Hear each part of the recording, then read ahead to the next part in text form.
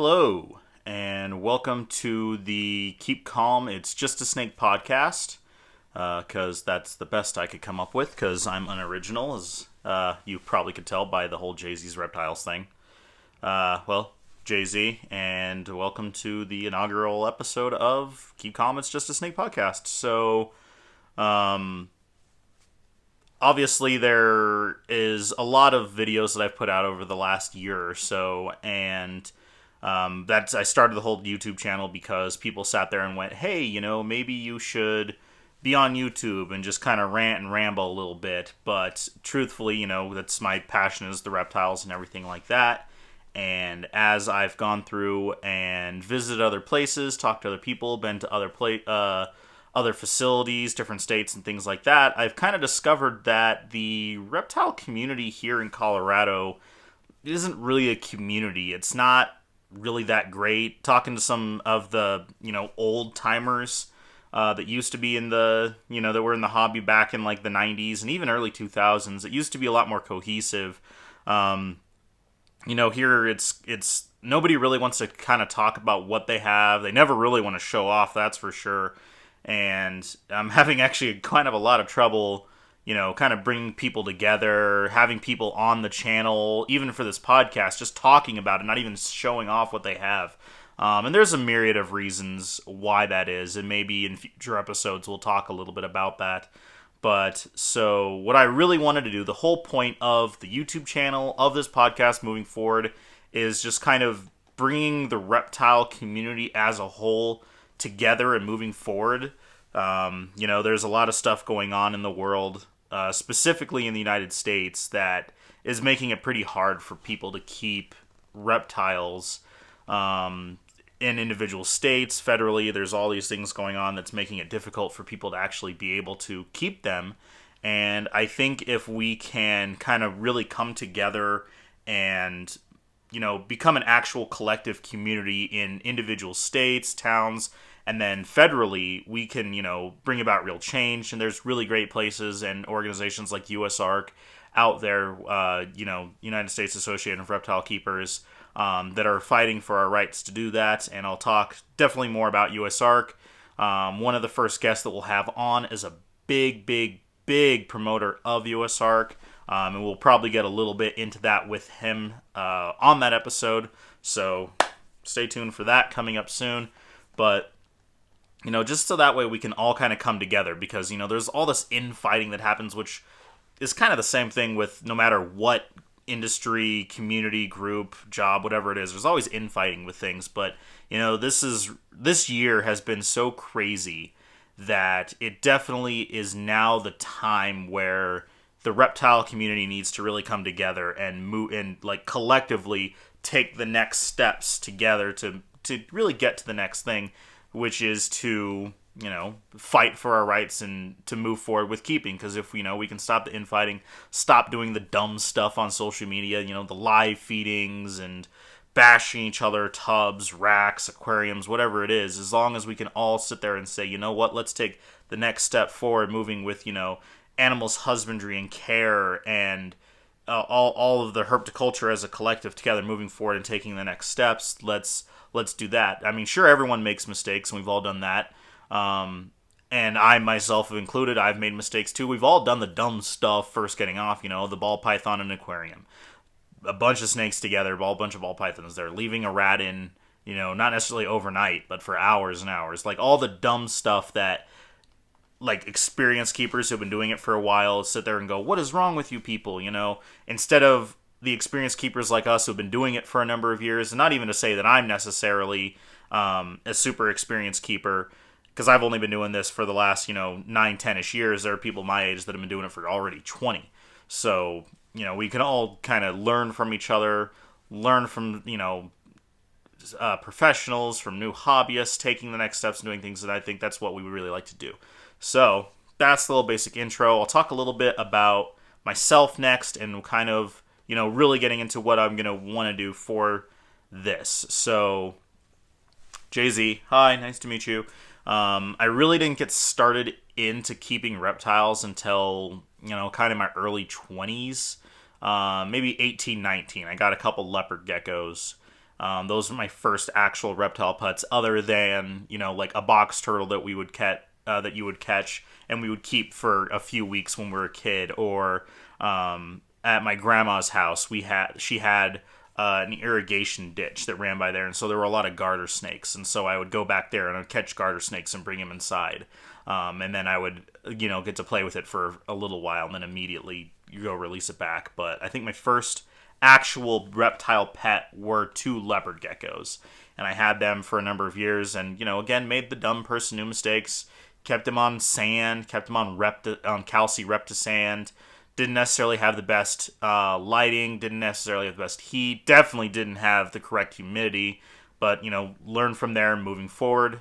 And then I really became super fascinated with snakes. Everybody loves Steve Irwin, which I know a lot of people get mad at me for saying this, but let's be honest, this day and age, if Steve was still around, we would hate him, because he was free-handling venomous snakes constantly, and that is a big no-no. And I'll talk a little bit more about that later. But, Steve Irwin, I don't really have too many heroes or idols, but Steve Irwin was definitely one. He was just, this wacky, crazy guy out running around the middle of Australia and, just messing with snakes and messing with reptiles. And it was really cool because while he was doing all these crazy, nutso things to sit there and grab people's attention, he was talking the whole time and talking about what the animal is and what its importance in the environment and in the ecosystem was, and cool facts about where their habitat is, weird things about them, their importance, their contributions, their in a positive role that they can play, and living with humans. And that was really cool. And so that was something that always inspired me. I really like that. And then so the first snake that I got was a normal ball python from, I think, probably a Petco or something. And I thought that was really cool. I really liked her. And then, it was fun taking care of that. And then I got another ball python. I thought it was a male. No, it turned out to be another female down the road. But, had that. And then I got a corn snake, which was really cool. Turns out, baby corn snakes, absolutely terrified of everything in the world. And I've, taken my fair share of bites, but that little girl definitely got me a lot for the first year or so I had her. Then got a boa, and then another boa, and then I decided that I wanted to breed boas because, let's be honest, because breeding snakes is really cool. So let me back up a little bit. In combination of me getting really, really liking Steve Irwin, let's be honest, a big person who's been kind of responsible for kind of this new resurgence of social media and reptiles in the hobby is Brian Barczyk. And when I was watching all those snakebite videos, it was really cool to see. And, he would sit there and be super into just ball pythons and these crazy morphs and stuff like that. And the biting and, the showboating stuff, it wasn't really for me. But it was really cool to see all these morphs. And it was really cool because I've always kind of liked genetics. And I've always kind of liked the different, the science behind it. And I went, that's really cool. It's really awesome. I was not even entirely aware of what the giant industry that is ball pythons was. I just thought it looked really cool. And then, the very first morph that I saw in a reptile store was a bumblebee ball python. And I thought that was the coolest thing on the planet. I couldn't believe all these crazy things existed outside of, zoos and stuff. And so I kind of really, went into that. And as I, was watching more snakebite videos, and I started watching other videos online, and learning about all these different ones and talking to people at the reptile stores and stuff like that, I really got into boa constrictors because, I like a little bit of the larger snakes. I thought it was cool. Not necessarily I like that big snake and I wanted to scare people. I just thought they were a really cool snake and a really cool animal as a species. I thought they were really cool. And so I went, and then, I learned that just like ball pythons and obviously other species as well, that, you can breed them and they have all these really cool morphs.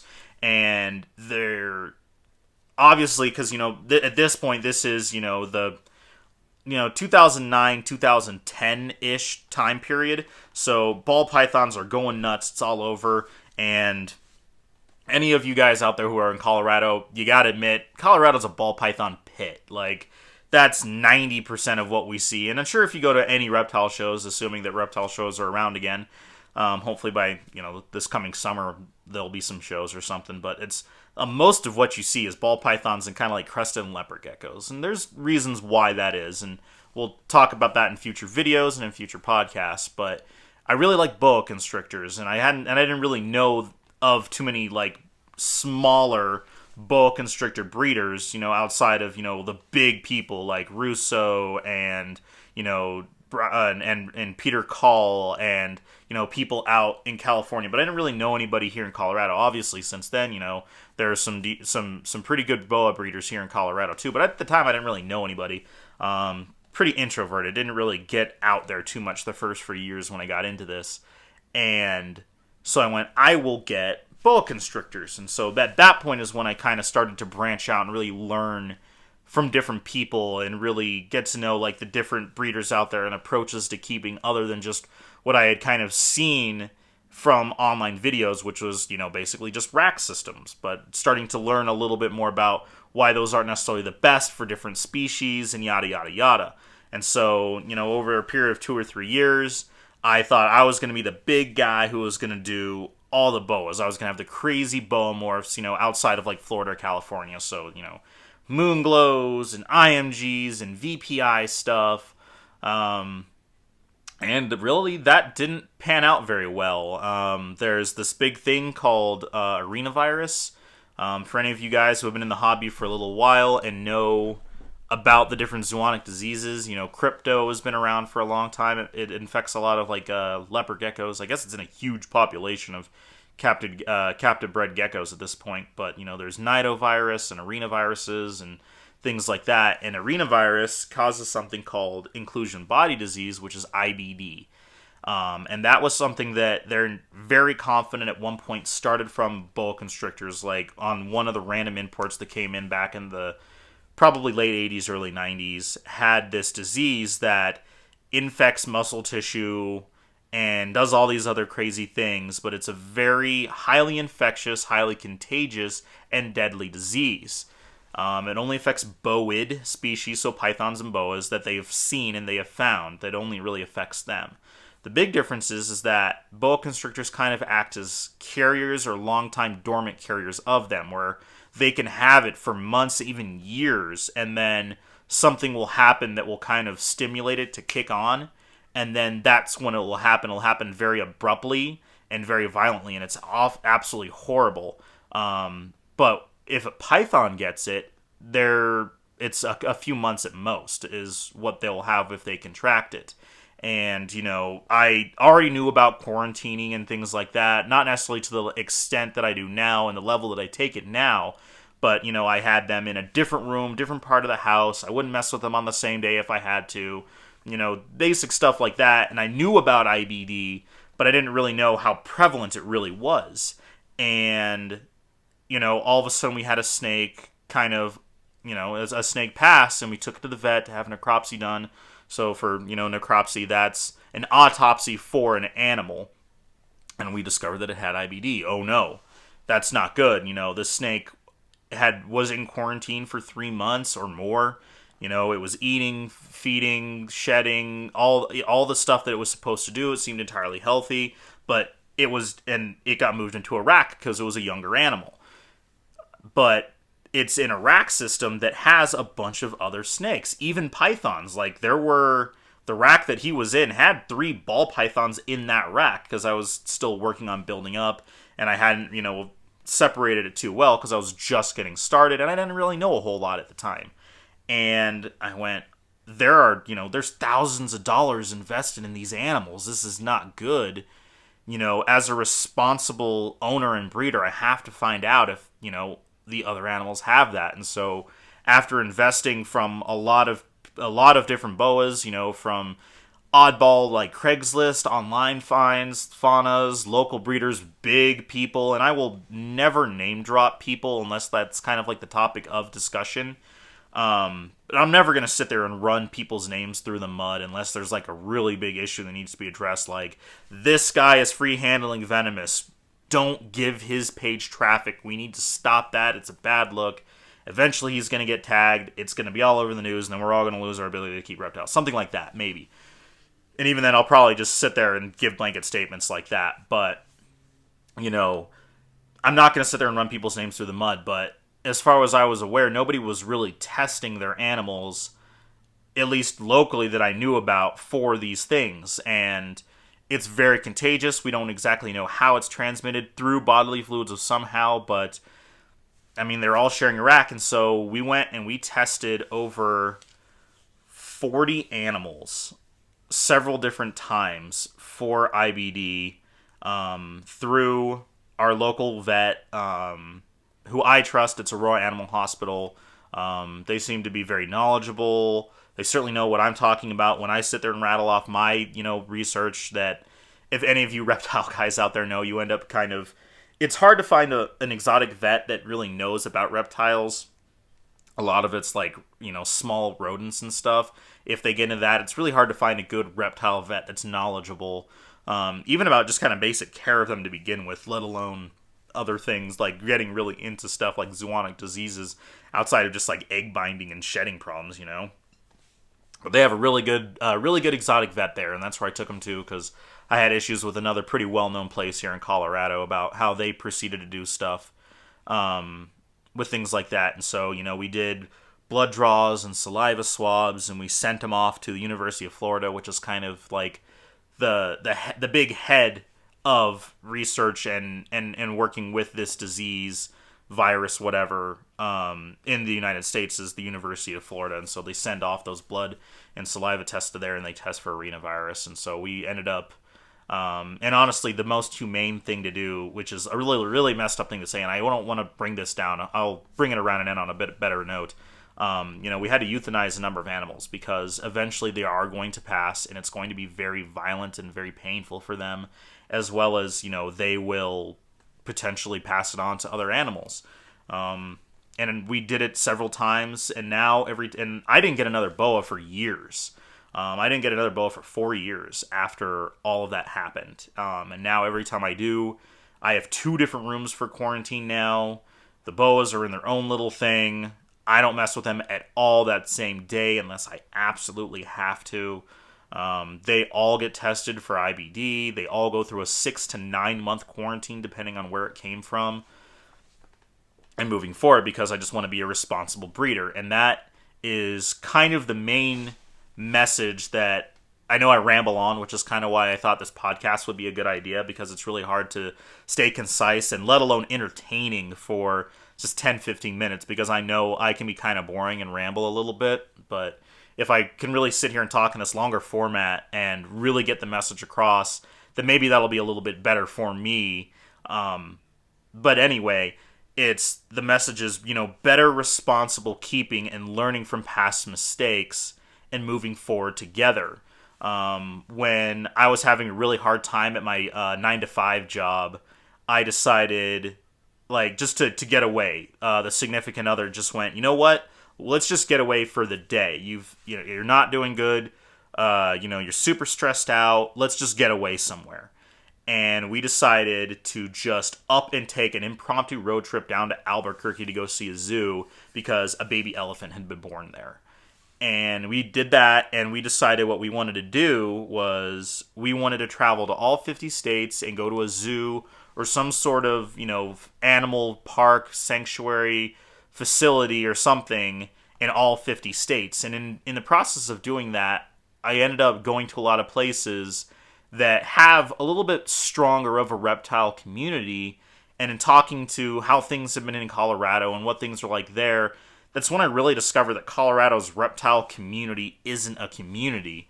And it's a little sad, honestly. It was something that, I started in a little bit later. A lot of people kind of get started when they're kids and they're teens. But there was something that I was super into. It was really cool, not just for money making and breeding, which, for a lot of people, even myself included, that's how it really starts, is they want to be, python or boa or whatever breeders. We want to, that's what we want to do. We want to make our living off of YouTube videos and breeding snakes, and that's all we want to do. We want to make that like $5,000 animal and make 100 of them a year, and we'll be set, and that's all we have to do.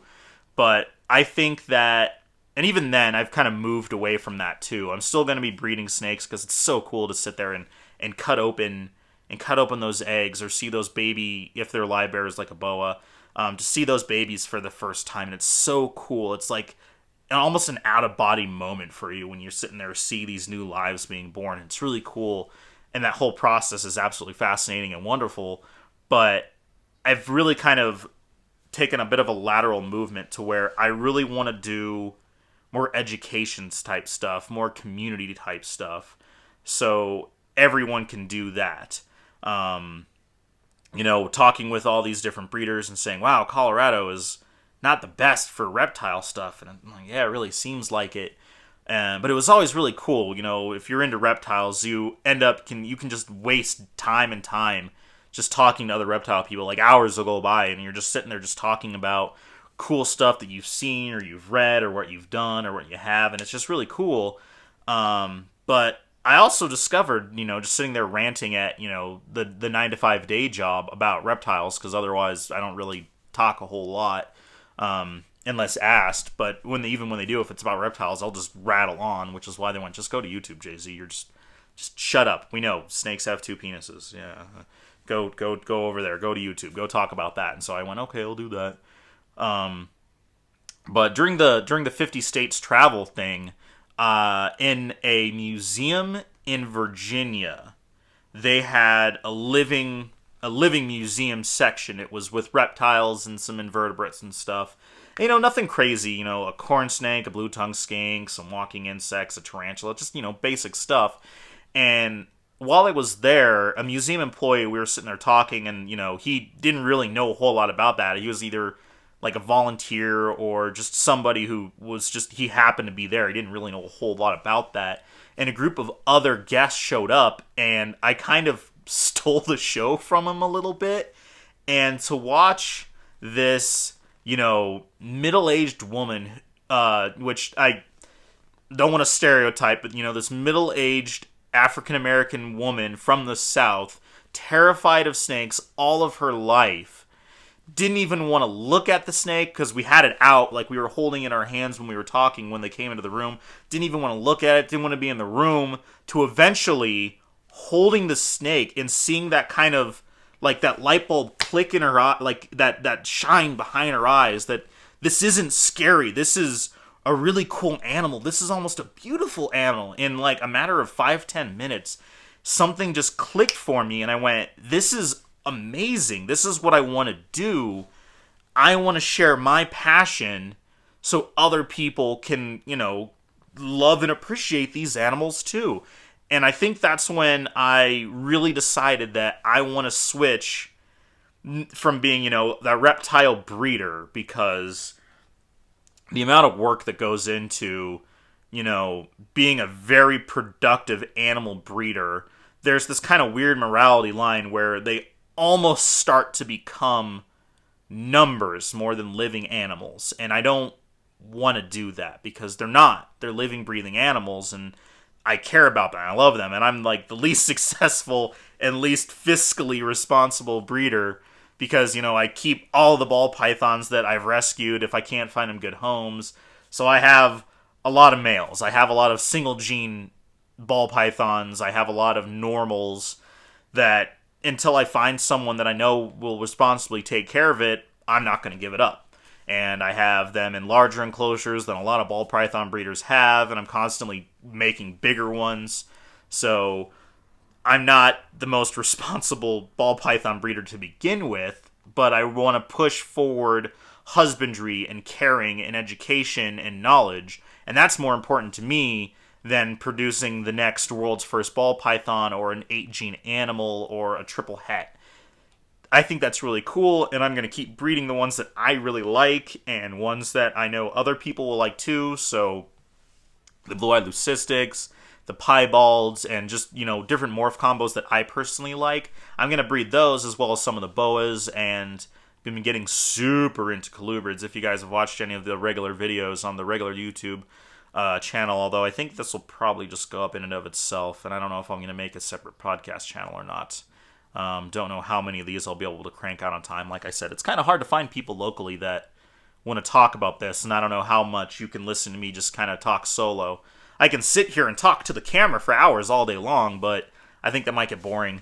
So I want to have other people come on, and it's kind of hard to find that. Hopefully some doors open up down the road, but that's really what I want to do. So, I'm still going to be breeding snakes, just not crazy high levels. I want to talk more about, moving forward. It's not just about, hey, we're egg cutting today. It's, hey, I got this, and I have this one, I have a Japanese rat snake, and turns out they're super arboreal. They're fairly diurnal. They love to cruise and move. So I'm going to put what a lot of people would say is this kind of smaller snake in this big enclosure, and we've planted it out. Or, hey, it turns out that, if you give a lot of ball pythons a little bit more room, not necessarily a giant vivarium, but a little bit more room, not necessarily in a rack or not, but a larger enclosure than a lot of, people in the hobby professionally keep them in, they will utilize that space. They haven't stressed out, and I got a bunch of stuff to give them some enrichment. So we're going to switch up the enrichment for them, and we'll do a video about that. So that's kind of the stuff that I like to do. I don't want to do care guide videos, and I even did a whole video about that, but just kind of moving forward, period. And that's honestly why I couldn't think of a better name for this than Keep Calm, It's Just a Snake, was because I don't want to do anything crazy over the top, because I didn't like that about some of the other bigger YouTube people. I didn't like the snake bites. And I'm not poo-pooing Brian Barczyk, because he has admitted he's done not great stuff, and he is moving forward. And truth be told, he is a lot better of an introduction to reptiles and snakes specifically than just like a Petco or PetSmart, where, and again, I'm not poo-pooing these places, but it's hard for a big box store who has, usually younger employees that need to be super knowledgeable about cats, dogs, ferrets, hamsters, birds, saltwater, freshwater fish, lizard, snake. You can't have every store have a whole staff trained and be very knowledgeable about every single one of these things. So you have to, get what you can. And so a dude who obviously is passionate about animals, whether or not that's necessarily the best that we certainly know now, or even at the time, but he is certainly passionate about it. He does seem to care, and he does inspire a lot of people to get into the hobby.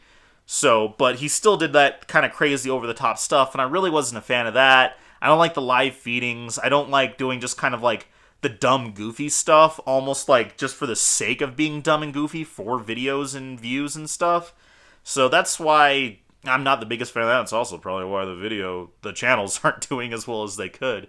But that's all I really wanted to do, is just perpetuate education and moving forward and learning from mistakes. And I've flubbed and messed up before too. And some of the videos I've either taken down, or some of them I've redone, or I'll absolutely, own up to it in the comments if someone says something. But hopefully these kind of longer updates in longer podcast format will be something better just for me personally, because I will just sit here and ramble on. And this will also have a chance, hopefully, to talk to some much more educated, much more experienced and knowledgeable people than just me, to be able to not only teach me, but for me to be able to share it with, anybody out there watching and or listening to this, if I can, if I can get this put up on other podcast formats like iTunes and Amazon and stuff like that. But that's really what I want to do with this podcast. And so, moving forward, it'll be hopefully as often as I can, maybe twice a month. So, the regular YouTube comes out twice a week. Maybe for these podcasts, it'll come out, once every other week. So twice a month, maybe on Thursdays. Yeah, we'll do Thursdays. That's what I'll stick with that. And we'll see if either I can get more people coming to this, or more people started. Not more people started. That was either if I can get more people on, or if it really picks up steam, or I'm able to turn them out on a faster basis, maybe we'll increase it to once a week or something like that. But we'll just stick with, twice a month, bi-weekly, or whatever we want to call that. And we'll stick to hopefully maybe about an hour and a half format. This intro one, a little bit shorter, because just kind of getting started. A little bit about my background. Maybe we'll do one that is a guest who, a really cool gecko breeder, and he'll talk about Eurodactylus geckos, or talk about crazy morphs like the lily whites or things like that with crested geckos. And then the next one will be kind of like a longer update video about kind of stuff going on locally or even with just us, because, a lot of stuff does happen. One of my boas broke a tooth and they get an infection, so that's a whole trip to the vet, and I can talk about that. Or, these weird things going on with my breeding programs, or just, a longer update video for me, because truth be told, a lot of weird stuff just kind of happens on almost a daily basis, and so just kind of more regular, longer updates about that. If this picks up a little bit of steam, maybe we can do some live videos if this moves forward, and I think maybe live videos would be really cool to do, and we'll see how that goes. But that's all. Just really wanted to do this kind of introductory podcast to kind of let you know a little bit more about me, kind of what I want to do. Please, please, please, if you have any suggestions or ideas about how I can, not necessarily have it be, more entertaining and crazier, things like that, but, some ways to change it up a little bit. Constructive criticism, always welcome. Please let me know down in these comments. It's going to go up on YouTube first, obviously, and then I'll post it up there, but, just let me know. All the same usual outlets, Facebook, Instagram, JZ's Reptiles at Gmail. Let me know if you have any suggestion, comments, ideas for people that if I could try to get on or something like that. It's really about it. So, stay tuned for more cool podcasts. Hopefully getting to hear for some cool local flavor if I can find them and they feel comfortable enough doing that, as well as some other people out there. I've met some people in my travels from different reptile shows and just moving around the country, as well as just reaching out to people on Facebook and like, hey, this is out of the blue. I'm this weird guy that you've never heard or seen of, but I have this YouTube channel with like 50 followers. Do you want to do a video podcast with me, pretty please? And some people are really kind and say, absolutely, I would love to spread my knowledge with you so that way you can learn stuff too. And so hopefully we can get more guests like that. If not, maybe there's some stuff you want to ask me about. I'll get a little bit more into detail about kind of, the regular days and goings on here, and hopefully you enjoy it. Let me know if you have any ideas, comments, questions, criticisms. Sorry I'm repeating myself. I'll try to do better about that. It's really hard not to get into like a bit of a pattern where you end up repeating the same word a lot, or even just repeating yourself in general. It can be a little hard to do that without some person next to you bouncing that off. And that's definitely been seen and made apparent to me in a couple of videos. For some reason, I'll end up sitting on a word like super or fantastic or cool, and I'll say it 7-8 times in like 5 minutes, and it gets really repetitive. And so I apologize in advance for repeating myself on some of these videos. Hopefully there won't be too many of me just sitting here talking to the camera. But anywho's will be. And also for, the actual YouTube video as well, if there's ever an animal that you would like to see, if they can be on camera, let me know down in the comments, and I'll try to bring them out, and it'll just be something for you to look at while I'm just sitting here talking. Or, it won't be necessary for hopefully when the guests are on, because I'll just be sitting there quiet going, oh, yes, teach me more, please, just like you guys will. So hopefully you enjoyed this. I know it was just kind of me rambling a little bit, but I really don't want it to be boring. There are a few reptile podcasts out there. Some of them are really informative and really cool. Some of them are kind of a little bit of a bore to listen to sometimes, or they're not really relatable. I want to contribute to the betterment of the hobby, and I want to be entertaining in that way to not only stay relevant, but to get people to listen to share that with as well. So hopefully you enjoyed this. Stay tuned for the next podcast coming out. I'm hoping it's going to be really, really cool. I have a few that I'm going to kind of catalog and get going first before we try to do anything live, and I'll probably do a few test runs of that first anyway. So stay tuned. Please like and subscribe. I'll probably make a playlist of just these before making an actual channel, but we'll see how that all goes. Hopefully you enjoyed it again. Sorry for repeating myself. Hope you're having a great day, and we'll check you next time.